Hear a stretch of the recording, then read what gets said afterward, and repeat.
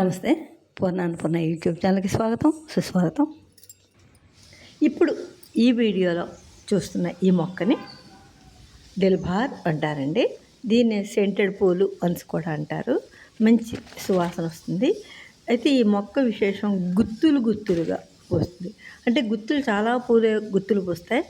అలాగని ఇది కూడా ప్రతి గుత్తికి ఎన్నో మొగ్గలు పువ్వులు పెడుతుంది.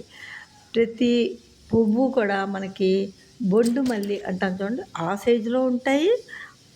ఎన్ని పువ్వులు అంటే ఒక గుత్తి కనీసం 20-25 మొగ్గల దాకా పెడుతుందండి.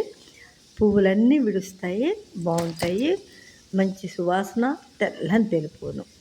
అయితే దీనికి ప్రాబ్లం ఏంటంటే తేనె బాగా ఉంటుందేమో, చీమలు కండ చీమలు ఏం చేయాలో కూడా నాకు అర్థం ఒక చీమలు గుండేస్తే డైరెక్ట్ అంటే మొగ్గకి చెట్టుకి ఏమైనా అవుతుందేమో, పువ్వులు విడవేమో అని ఒక భయం. అప్పుడు నాకు గుర్తుకొచ్చింది, మా అమ్మగారు పాదులు పెట్టేటప్పుడు ఉదయాన్నే మంచు పడినప్పుడు ఈ పొయ్యిలోని బూడిద ఉంటుంది కదా, అంటే అప్పుడు పుల్లలు వెలిగించేవారు, అంతా పొయ్యిల మీదే కదా, ఆ బూడిదంతా దాచేవారండి.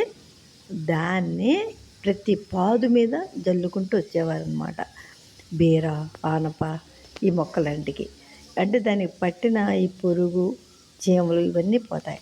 ఇప్పుడు కూడా చూడండి, నేను జల్లుతుంటే దాని లోపల చూడండి చీమలు ఎలా వచ్చేస్తున్నాయోను. మళ్ళీ వీటన్నిటిని కొంచెం ఆరిన తర్వాత కానీ గాలికి కానీ బూడిద రాలిపోతుంది. నీళ్లు పెట్టినప్పుడు మామూలుగా మొక్కల నుంచి నీళ్లు తడిపామనుకోండి, బూడిదంతా పోతుంది. చాలా బాగుంటుంది.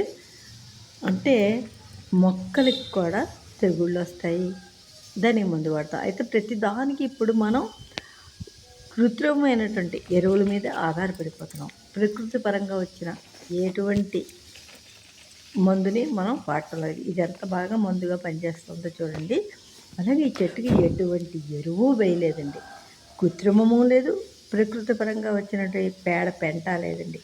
కేవలం అది నీళ్ళతో మాత్రమే ఎంత పచ్చగా ఎంత బలంగా ఉందో చూడండి, ఎన్ని గుత్తులు పెట్టిందోనో.